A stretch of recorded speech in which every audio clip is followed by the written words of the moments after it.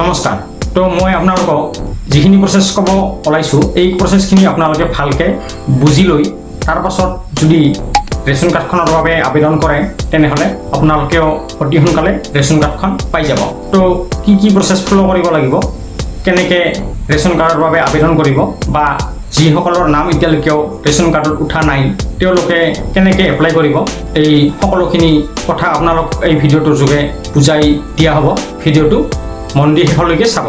তো বৰ্তমান চাৰিওপিনে ৰেচন কাৰ্ডখনৰ বাবে আবেদন প্ৰক্ৰিয়া চলি আছে আৰু এইখিনি সময়তে আপোনালোকেও যদি এই ৰেচন কাৰ্ডখনৰ বাবে এপ্লাই কৰে তেনেহ'লে এইখিনি সময়তে এপ্লাই কৰিলে ৰেচন কাৰ্ডখন অতি সোনকালে পাই যাব। যিসকল লোকে বৰ্তমান বছৰি 5 লাখ টকাতকৈ কম উপাৰ্জন কৰি আছে তেওঁলোকে এই ৰেচন কাৰ্ডখন এপ্লাই কৰিবৰ বাবে ইলিজিবল হ'ব।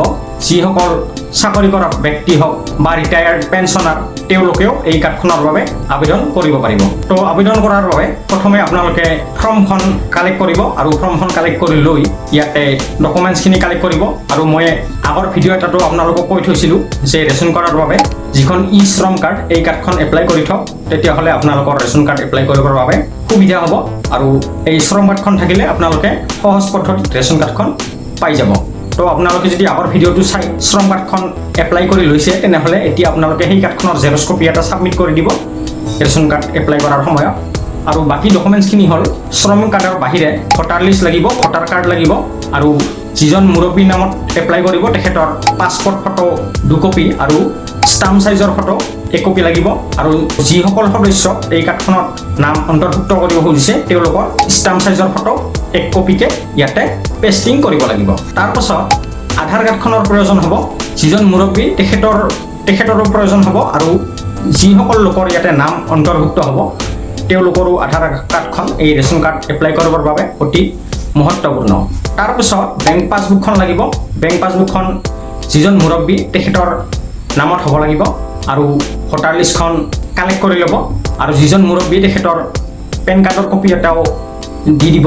আৰু এনেকুৱা কেইটামান ডকুমেণ্ট আছে, গোটেইকেইটা ডকুমেণ্ট আপোনালোকে কালেক্ট কৰি লৈ তাৰপিছত ফৰ্মখন ধুনীয়াকৈ ফিল কৰি লৈ আপোনালোকে আপোনালোকৰ যিজনে এই ফৰ্মবোৰ কালেক্ট কৰি আছে তেওঁলোকক যোগাযোগ কৰি তেওঁৰ লগত লগ কৰি তেওঁৰ হাতত এই ফৰ্মখন ছাবমিট কৰিব। কোনোবা ডিষ্ট্ৰিক্টত বৰ্তমান পঞ্চায়তত লৈ আছে, কোনোবা ডিষ্ট্ৰিক্টত যিবিলাক গাঁও এৰিয়াত মেম্বাৰ আছে মেম্বাৰবিলাকেও ফৰ্ম কালেক্ট কৰি আছে। যিবিলাক কণ্ট্ৰল দোকানী এই দোকানীবোৰেও ৰেচন কাৰ্ডৰ নতুন আবেদনৰ ফৰ্ম কালেক্ট কৰি আছে। তো আপোনালোকে তেওঁলোকৰ হাততো এইবিলাক ফৰ্ম জমা দিব পাৰিব। আৰু আজিকালি এটা নতুন বস্তু ইয়াতে বিচাৰিছে, সেই বস্তুটো হ'ল ইনকাম চাৰ্টিফিকেট। তো আপোনালোকে যদি ৰেচন কাৰ্ডখন এপ্লাই কৰিব খুজিছে তেনেহ'লে ইনকাম চাৰ্টিফিকেটখনক এপ্লাই কৰি উলিয়াই ল'ব আৰু এই ইনকাম চাৰ্টিফিকেটৰ কপিটো কাৰ্ডখন এপ্লাই কৰাৰ সময়ত যদি দি দিয়ে তেনেহ'লে আপোনালোকে কাৰ্ডখন 100% গেৰেণ্টি দি ক'ব পৰা আপোনালোকে ৰেচন কাৰ্ডখন পাই যাব। আৰু আপুনি যদি চাকৰিয়াল তেনেহ'লে আপুনিও এইখিনি ডকুমেণ্ট কালেক্ট কৰি আপোনালোকেও ৰেচন কাৰ্ডখন বনাব পাৰিব।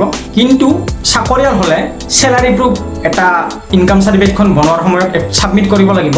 এই চেলাৰী প্ৰুফটো আপোনালোকে ছাবমিট কৰিলে ইনকাম চাৰ্টিফিকেটখন পাব আৰু ইনকাম চাৰ্টিফিকেটখনেদি আপোনালোকে যদি ৰেচন কাৰ্ডখন এপ্লাই কৰে তেনেহ'লে ৰেচন কাৰ্ডখন আপোনালোকে পাৱাৰ বাবে ইলিজিবল হ'ব। ইনকাম চাৰ্টিফিকেটখন বনাবলৈ হ'লে মাটি আছে, এই মাটিৰ খাজানাৰ আপোনাৰ পান কাৰ্ড, ভোটাৰ কাৰ্ড আৰু আধাৰ কাৰ্ড এইখিনি বস্তু লাগিব। আৰু কোনোবা CSC চেণ্টাৰত গৈ কিনেও আপোনালোকে এই ইনকাম চাৰ্টিফিকেটখন বনাব পাৰিব।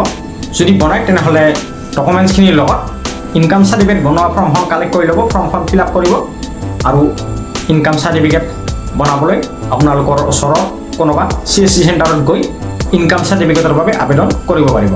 আৰু ইনকাম চাৰ্টিফিকেটখন আবেদন কৰাৰ পিছত 10-15 দিন পাছত যেতিয়া আপোনালোকে ইনকাম চাৰ্টিফিকেটখন পাই যাব তাৰপিছত ৰেচন কাৰ্ডৰ বাবে আপোনালোকে গোটেইখিনি ডকুমেণ্টছ কালেক্ট কৰি লৈ ৰেচন কাৰ্ডৰ ফৰ্মখন ধুনীয়াকৈ ফিল আপ কৰি লৈ তাৰপাছত সেই ৰেচন কাৰ্ডৰ ফৰ্মখন আপোনালোকে আপোনালোকৰ য'ত এই ফৰ্মবিলাক কালেক্ট কৰি আছে তাত গৈ আপোনালোকে হেণ্ড টু হেণ্ড ডাইৰেক্ট ফৰ্মবিলাক ছাবমিট কৰিব।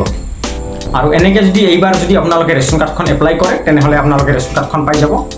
কাৰণ এইটো ওপৰৰ পৰা এটা নিৰ্দেশ আহিছে, ওপৰৰ পৰা এটা অৰ্ডাৰ আহিছে। এই নিৰ্দেশ মতে বা এই অৰ্ডাৰ মতে আপোনালোকেও কাৰ্ডখন এপ্লাই কৰিবৰ বাবে ডকুমেণ্টছখিনি ছাবমিট কৰিব পাৰিব। তো আজিৰ ভিডিঅ'ত মই আপোনালোকক ৰেচন কাৰ্ড কেনেকৈ এপ্লাই কৰিব ইয়াৰ বিষয়ে কিছু জনালোঁ আৰু এই ভিডিঅ'টো চাই আপোনালোকে এই প্ৰচেছখিনি ফ'ল' কৰি কাৰ্ডখন এপ্লাই কৰক। তো ভিডিঅ'টো ইমানেই আছিল। ভিডিঅ'টো ভাল পালে লাইক কৰিব, শ্বেয়াৰ কৰিব আৰু চেনেলটো ছাবস্ক্ৰাইব কৰিব। তো আজিলৈ ইমানেই, ধন্যবাদ।